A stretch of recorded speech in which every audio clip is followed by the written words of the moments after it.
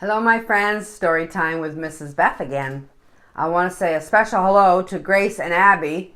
I hope you're listening to my story today. I have a great book, another great book for you. Amos's Sweater. Sometimes I get cold, so my beautiful blanket that my friend Mrs. Joyce made for me keeps me warm. Let's read Amos's Sweater together. Come on. Amos was old, and Amos was cold, and Amos was tired of giving away all his wool. So one summer day, when Aunt Hattie went out to the pasture with her big clipping shears, Amos balked. "Ma!" he cried. He butted Aunt Hattie and ran away. "Amos, stop!" shouted Aunt Hattie. "Stop, Amos!" But Amos did not stop. Aunt Hattie ran after him. She chased him around and around the meadow. She chased him up and down the hillside and across the brook. But Amos was too fast. Uncle Henry had to help catch him and hold him down.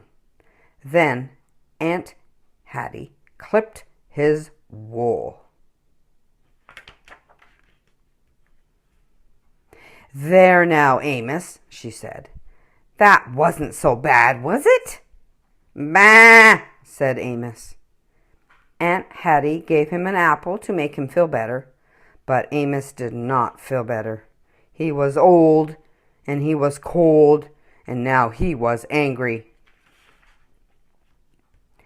Aunt Hattie washed the wool. She combed it and spun it. Then she knitted it into a big warm sweater for Uncle Henry. "Isn't that fine, Amos?" She showed him the big warm sweater. "Bah!" Amos snatched at the sweater with his teeth. Every time Amos saw Uncle Henry wearing his sweater, he bit it. There were always Amos holes in it that Aunt Hattie had to mend.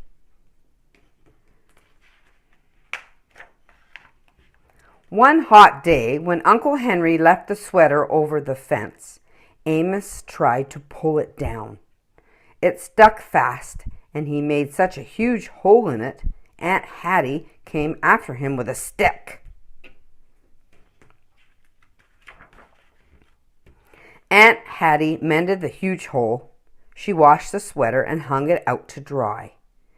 Amos waited for her to go back into the house. Then he made a jump for it, but the line was too high. One night, Uncle Henry left the sweater on the table in the back kitchen of the house.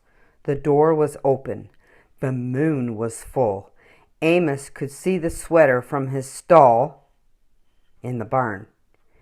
He butted the stall door. He shoved it. He butted it. He shoved it. He butted and shoved until the door flew open.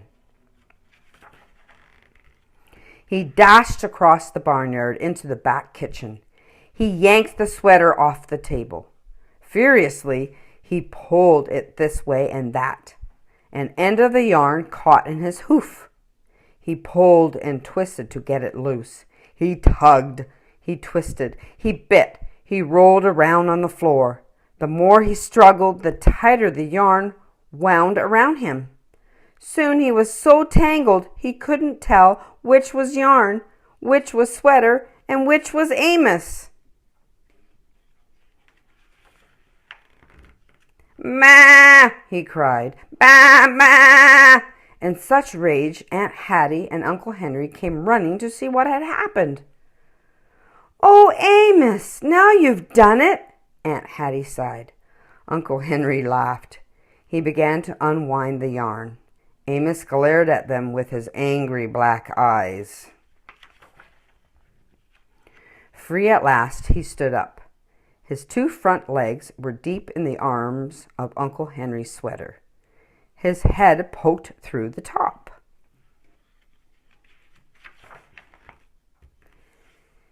"You know, Hattie, Amos is old, said Uncle Henry.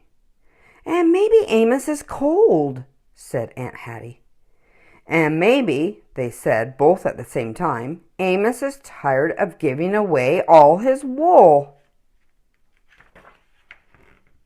Now, if you go by the farm where Aunt Hattie and Uncle Henry live, you will see the sheep out in the pasture. There is one standing a little apart. That is Amos. He is old, but he is not cold because he is wearing his sweater. What a great story. Amos's sweater. You know, animals really can't tell us if they're upset with us. But Aunt Hattie and Uncle Henry figured out that Amos wanted to keep his wool, so she made him a really cool sweater to keep warm because he was old and cold of a sheep. But you know what, friends? If you're upset with someone, you need to talk to them.